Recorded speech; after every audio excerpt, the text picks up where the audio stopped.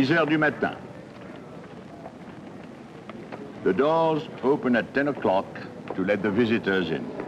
Scholars, architects, archaeologists, painters and sculptors, students, and of course, tourists. From India, from Portugal, Americans, Japanese, Arabians, Greeks, Italians, and even Frenchmen.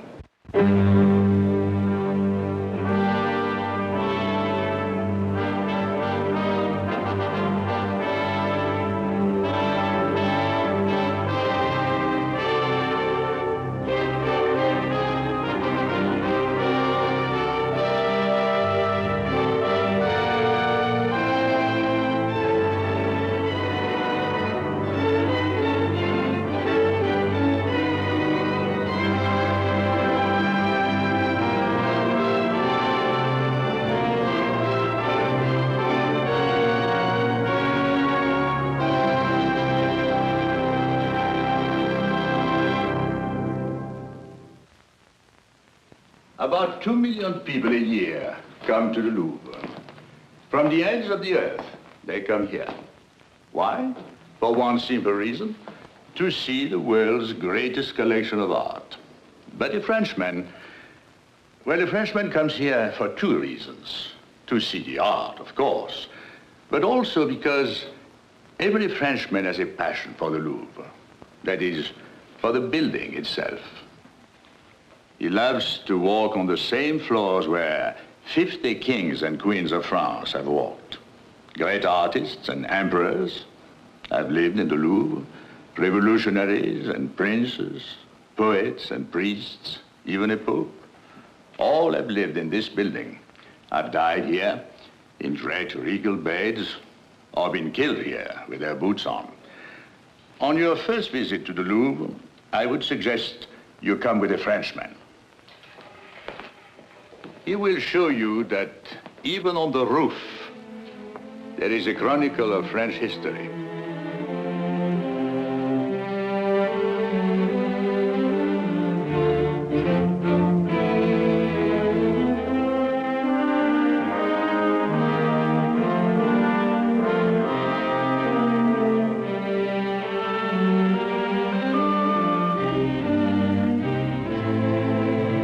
Here are the kings and queens, and the poets and the politicians. The Louvre is in the very center of Paris.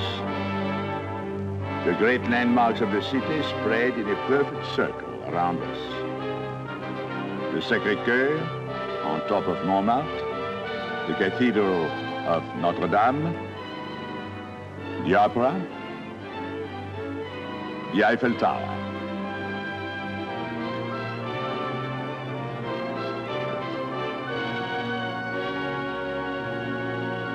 And straight up the Champs-Élysées, to its very top, the Arc de Triomphe.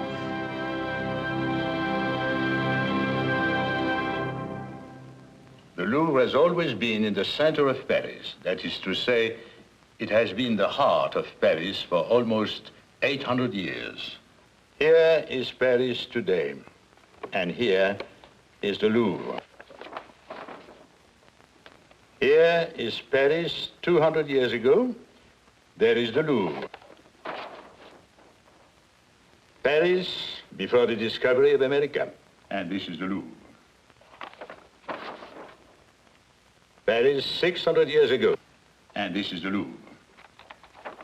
700 years ago. And here is the Louvre. And Paris in the year 1190. It is necessary to go back that far to find a Paris without its Louvre. It was in that year that King Philip Augustus built himself a fortress, a place to keep his jewels, his dogs, and his prisoners of war. It was built so long ago that nobody knows where it got its name. What does Le Louvre mean? Nobody knows. It was built so long ago that there is nothing left of it. Nothing, that is to say, above the ground. But if you look in the cour carrée, the square court of the Louvre, the court where the children play today, the circle in the pavement marks the exact place where Philip built that fortress 8 centuries ago. Under that circle, under the museum today, the dungeon of Philip's fortress still exists. Here is where prisoners were chained and tortured.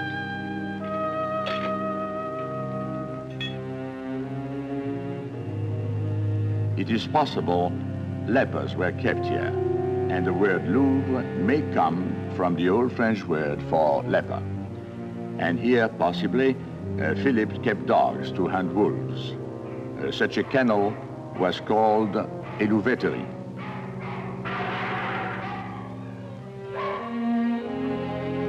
Le Louvre. What a poetic word to descend from such meanings.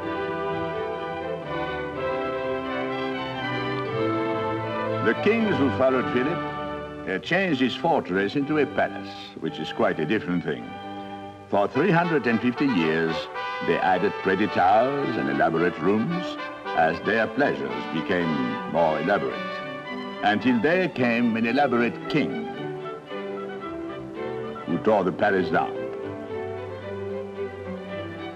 Francis I was born 2 years after the first voyage of Columbus, the first royal specimen of the Renaissance man in France.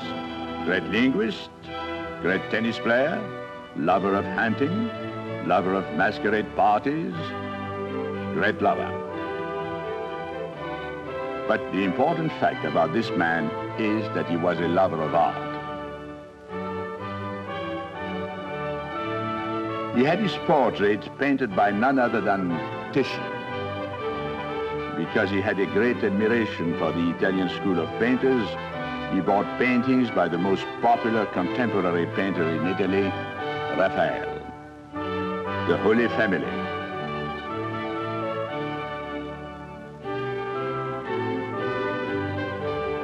Joan of Aragon. Another Italian painter, one who felt that his unique talents were not being properly appreciated by his countrymen, was persuaded by Francis to come and live in France. And legend has it that he died in the arms of Francis. He was called Leonardo da Vinci.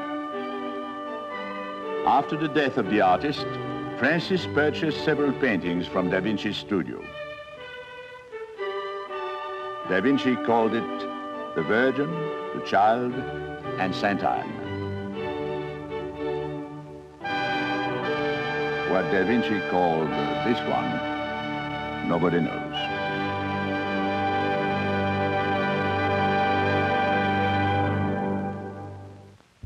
Henry II, son of Francis I. He rebuilt what his father had destroyed. But Henry had no great devotion for the pure Italian style. All his life he would favor the embellishments of the French Renaissance. The H says, I, Henry II, built this. The 2 Ds above stand for Diana. Henry II inherited his father's appetites, but not his palate. Presented with 2 works by an Italian sculptor named Michelangelo, he promptly gave them away.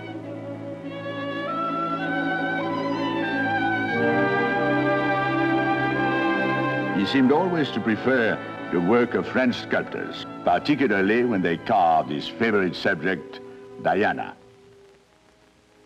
or more properly, Diane.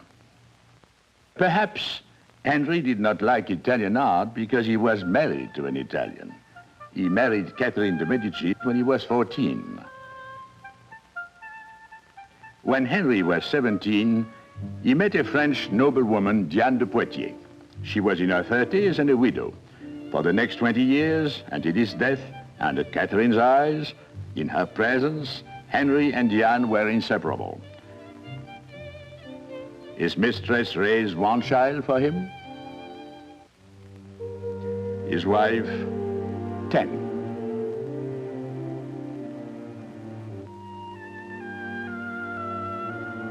But it was his love for Diane which he proclaimed all over the Louvre. It is not Diana the goddess he advertises, it is Diane, the mistress. The wife decided to build a palace of her own on the other side of the city wall, far, far away from all those Dianas. It was called the Tuileries, a name we associate with some of the most glorious, some of the most grotesque events in the history of France.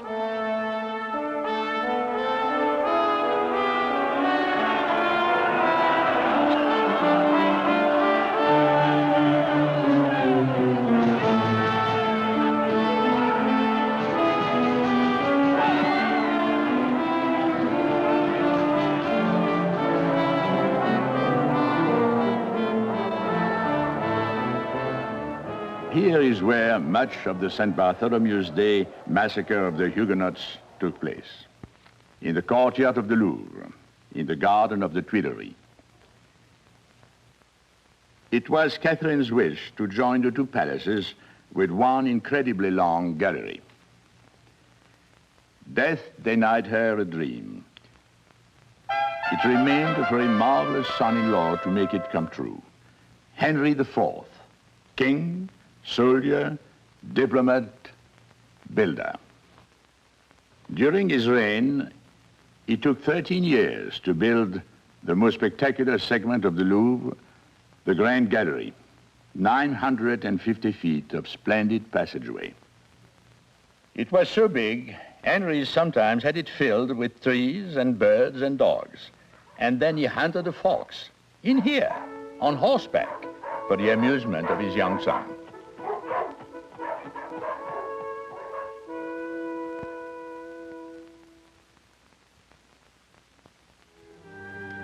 The ivory hand, a symbol of the throne which can be seen in the Louvre today, was beside Henry on his deathbed. After his death, his queen, Marie de Medici, issued an order to the Flemish painter Peter Paul Rubens, glorify me and my late husband in a series of paintings depicting my glorious career and his.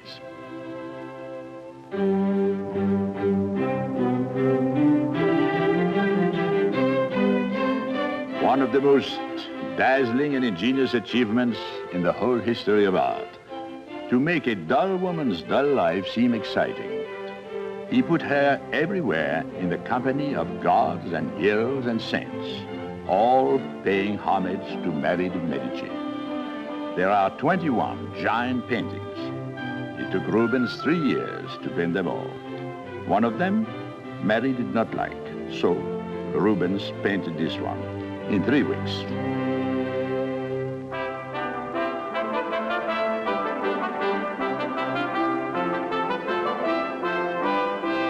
The son of glorious Marie de Medici was Louis XIII. History remembers him mainly for 2 accomplishments. First, he continued the royal tradition of improving the Louvre.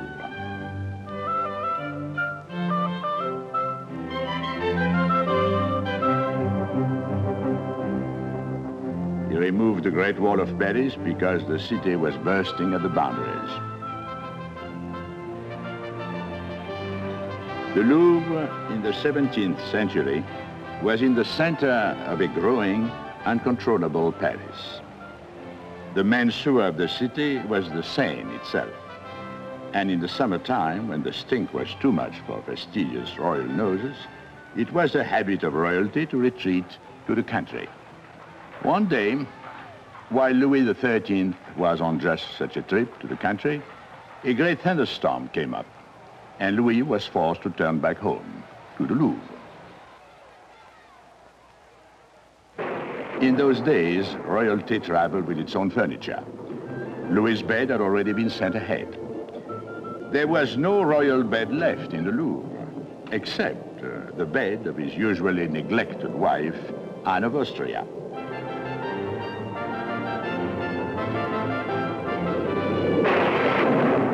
And 9 months later, we may credit Louis XIII with the second of his great accomplishments, Louis XIV.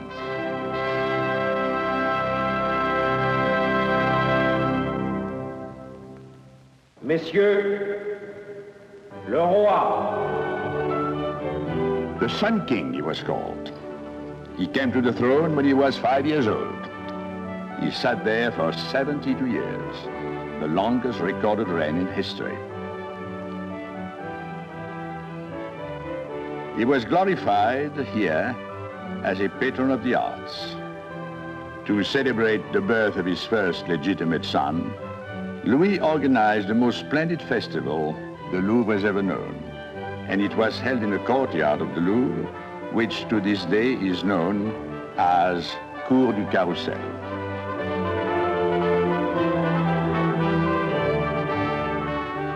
On any carousel, the lucky rider catches the gold ring.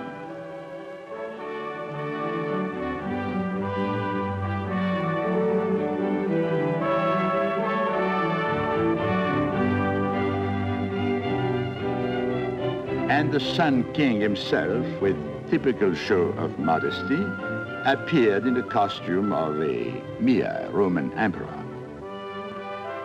Louis lived in the Louvre for 17 years. In that time, he finished the Cour Carrée, the square court. But the finest thing Louis ever did for the Louvre was what he did to the outside of the Cour Carrée, the colonnade.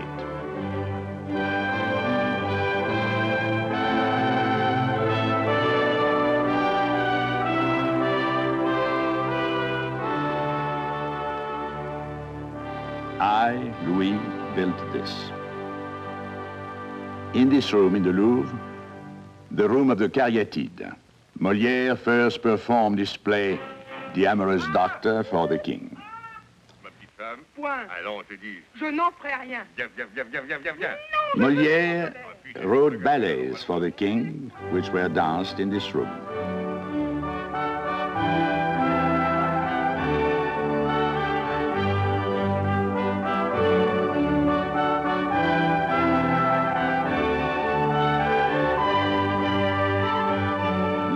Bestowed upon the playwright Molière the most magnanimous of all personal favors. He dined with him. And the great patron of the arts did not neglect the art of painting. From all the schools of Europe, he bought and bought and bought. Carracci,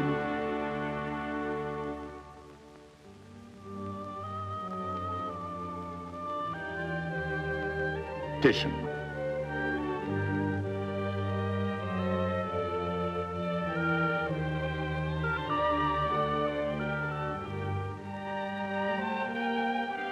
Rembrandt,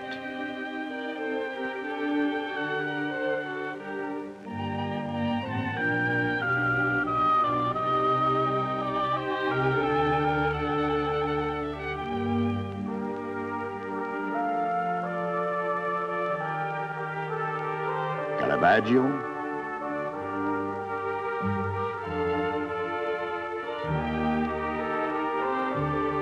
Giorgione,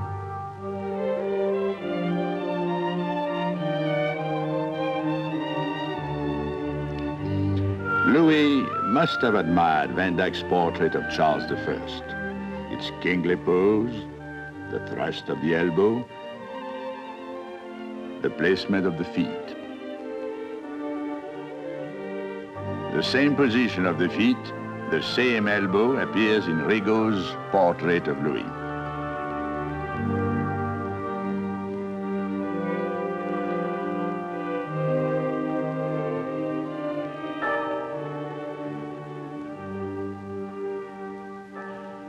The great patron supported 6 palaces in his lifetime, 10,000 attendants in one palace alone. His lifelong infatuation with art, architecture, and with himself bankrupted the treasury of France.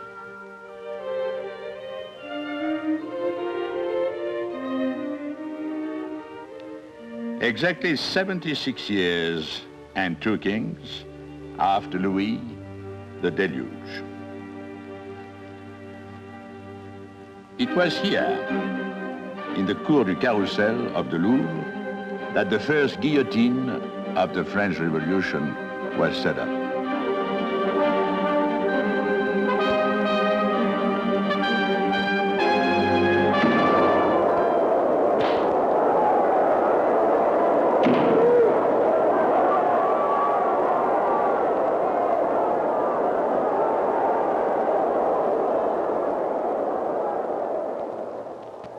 On the 27th of May, 1792, the National Assembly announced that this Palace of Kings would henceforth belong to the public, would henceforth be a public museum.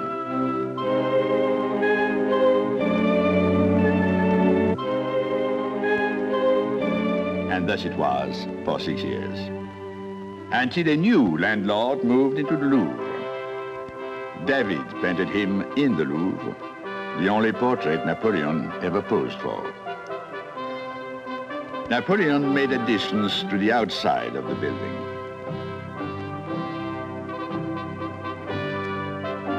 In the Cour du Carrousel, he built the Arc du Carrousel. The first sculptured horses placed on this arch were taken from the Church of San Marco in Venice. Napoleon decorated the Louvre in a manner approached by no man, before or since, and filled it with the finest works of art that the rest of Europe could provide. Thousands of tons of art sent to Paris from palaces, libraries, and cathedrals of all conquered nations. When the Musée Napoleon, yes, he changed its name, was decorated to his satisfaction, and the Grand Gallery was filled with his artistic conquests, Napoleon decided it was ready for his marriage to Marie-Louise.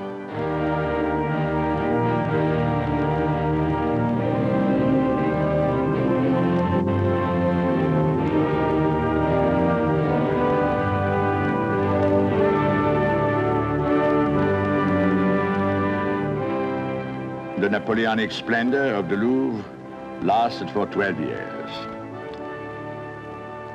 It lasted until Waterloo.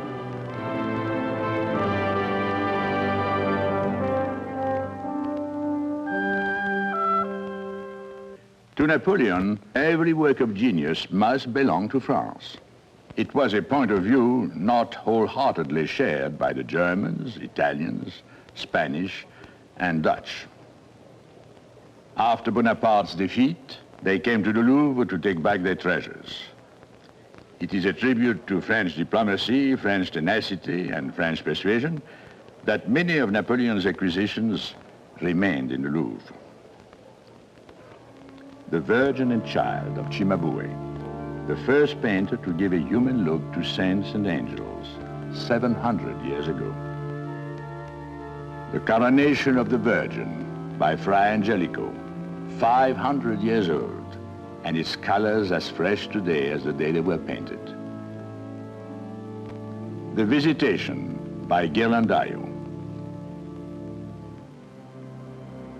Calvary by Mantegna, the sculptor in paint. Other paintings remained because Napoleon had bought them, like the Moneylender by Quentin Matsys, who painted common people and their common desires. Marvelous things remained, and perhaps the most marvelous of all was a tradition. Since Napoleon, the French zeal to hunt for treasures of the past has never abated. Ambassadors of France have caught the fever of archaeology, and what was found in the earth of Egypt, Assyria, Italy, Greece, Persia, Babylon, they sent back to the Louvre.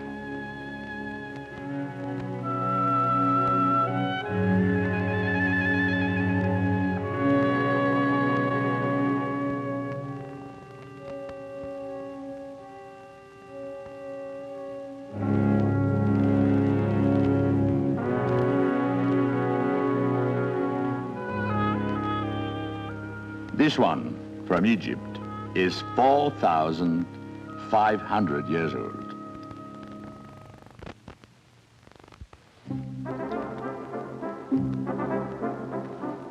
Napoleon III. He became emperor because he was ambitious, indomitable, and the nephew of Napoleon Bonaparte. He and his Empress Eugénie were married in the Louvre. They were the greatest builders the Louvre has ever known. They did more building here in 5 years than all their predecessors had done in 700. Because he thought the Grand Gallery of Henry IV was not wide enough, not sumptuous enough, he tore down a large part of it and rebuilt it.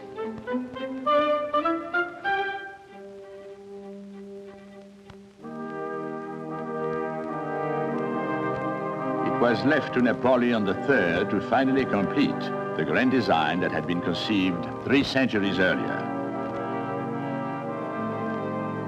When it was finished, it was a scene of splendid royal festivities.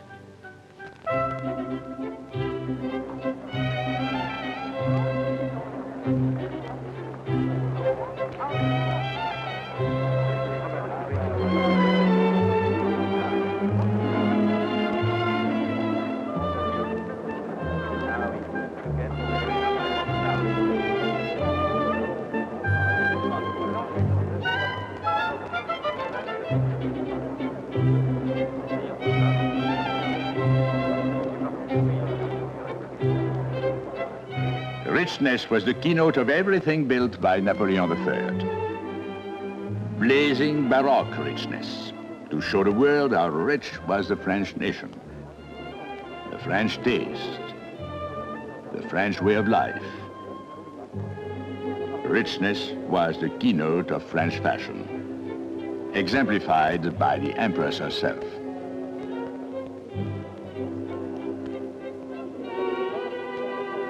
But the Emperor forgot French restlessness.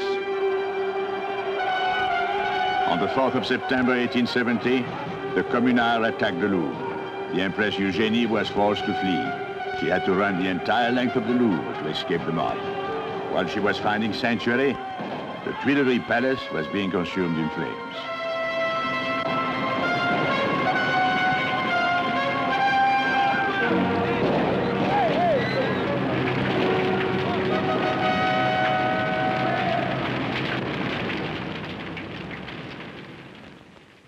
The palace, built by Catherine de' Medici, was completely gutted.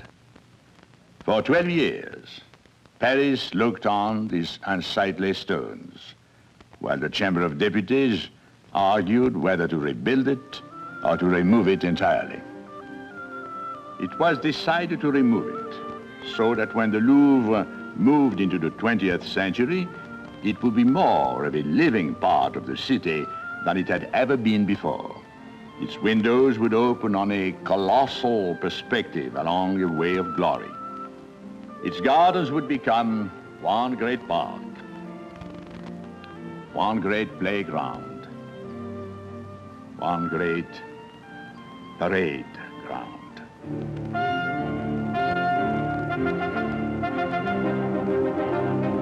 They paraded down the Champs-Élysées, across the Place de la Concorde, across the Tuileries Gardens, into the Louvre, expecting to find there the greatest collection of art treasures in all the world. They found nothing, nothing, nothing, nothing. Months before the last war, while the heads of Europe were busily guaranteeing peace in our time, certain realistic Frenchmen were taking no chances. Let the politicians carry on the discussions about peace, they said. We have work to do. We must empty the Louvre on the still small chance that there will be a war. And so, in one of the great evacuations of history, one of the most successful of all strategic retreats, in a miracle of packing and creating and moving, they emptied the Louvre of its most precious possessions, and they hid them in secret places all over the country, in chateaus, in cellars, in caves, in mines, in private homes. They hid them. even as later on so many Frenchmen were to hide their children. So successfully was everything protected that in the long years of German occupation, while the expert ferrets of Hermann Goering were tracking down everything of artistic value everywhere in Europe, they never got one of the treasures of the Louvre. Not one. And when the great calamity was over, all the treasures came back. They came back home.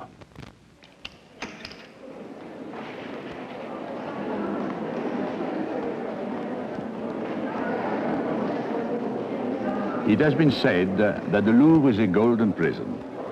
Every work of art in it is serving a life sentence. There are 300,000 of them.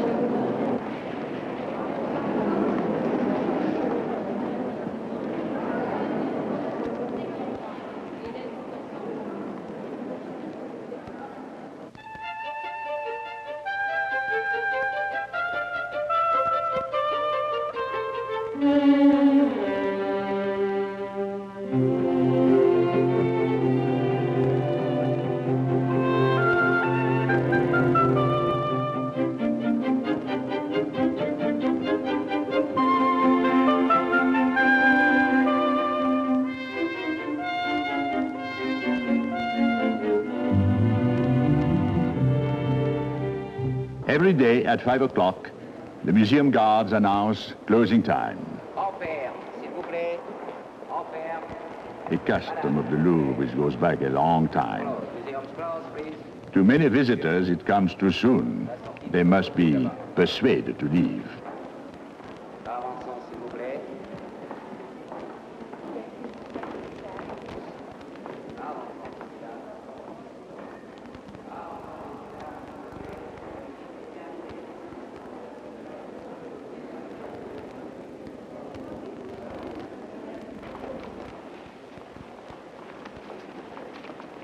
And the process is called the sweep.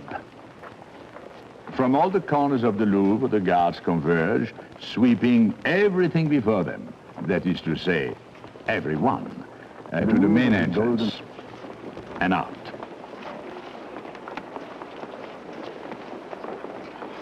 Of the millions and millions who have visited the Louvre, there must be many who leave with an identical dream.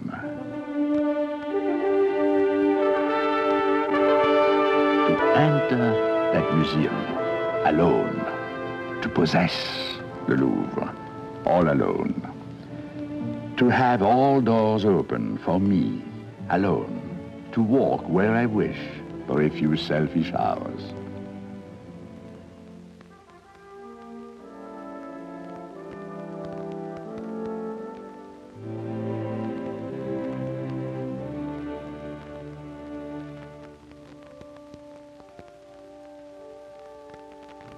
How many king's ransoms are in this room?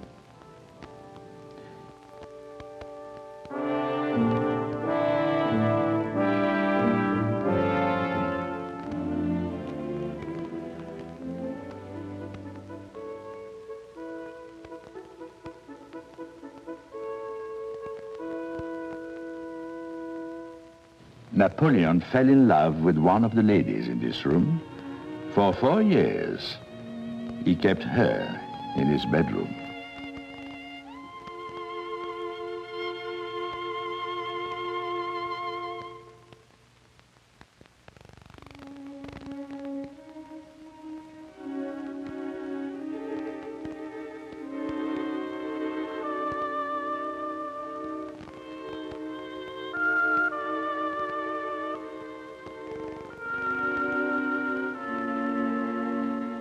Rembrandt's Bathsheba, dreaming of King David.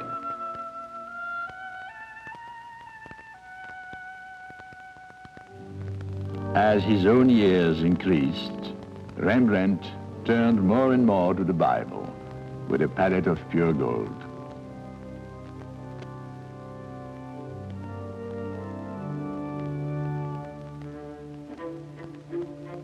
His countryman, Franz Hals, preferred the pagan laughter of Bohemian girls.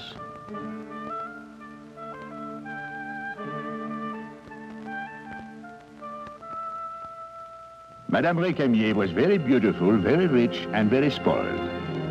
Jacques-Louis David painted her hair light brown. Her hair was coal black, and she was proud of it. They disagreed, and he walked out.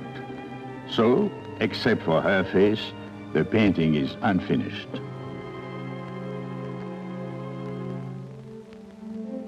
The Annunciation by Rogier van der Weyden, who was called the painter of the changes of the soul. The Virgin and Chancellor Rollin by Jan van Eyck, whose eye was so precise he could see the leaves on the trees a mile away and the soul in the face up close.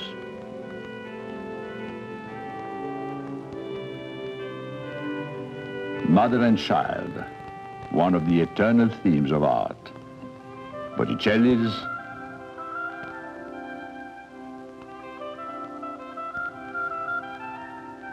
Marie Cassatt's,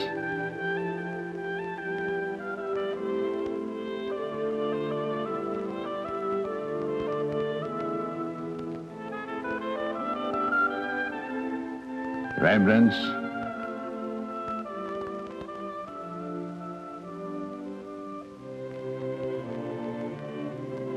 Rubens.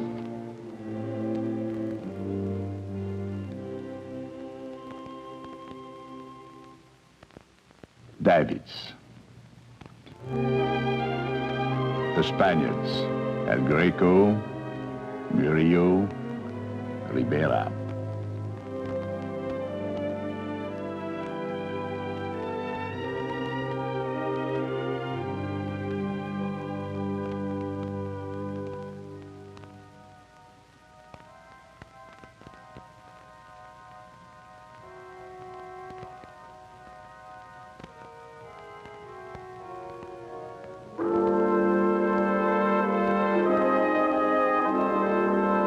From a distance, he looks like a happy child. Up close, the title reads, Dwarf with a Clubfoot by Ribera.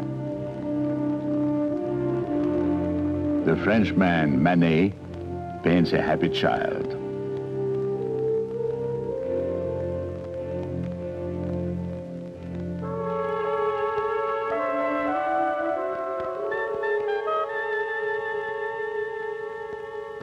Degas, in one mood. In another.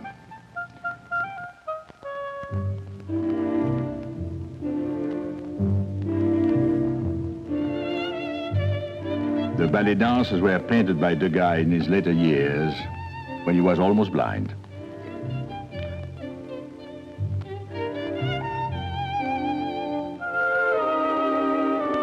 Renoir, whose lights dazzle even in the gallery of the Impressionists. Cézanne,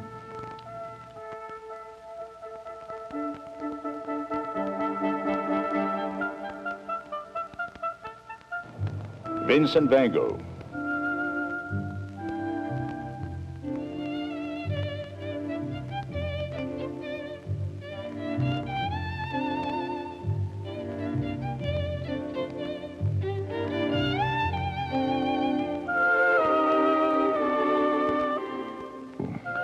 in a letter to Paul Gauguin, Van Gogh wrote, I have now done a portrait of Dr. Gachet, wearing the distressed expression typical of our times. 2,000 years separate Dr. Gachet from this portrait in stone of a Roman.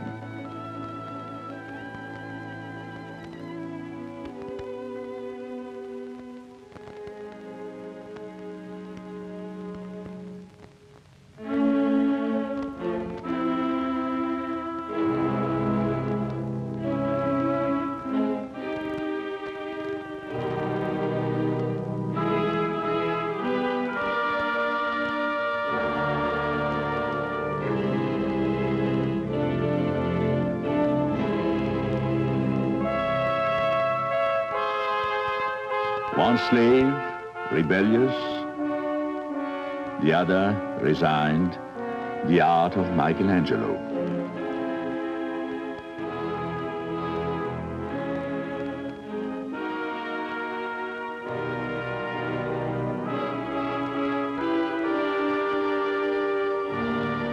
"15 centuries older than the slaves, Venus de Milo, in this same golden prison, the Louvre."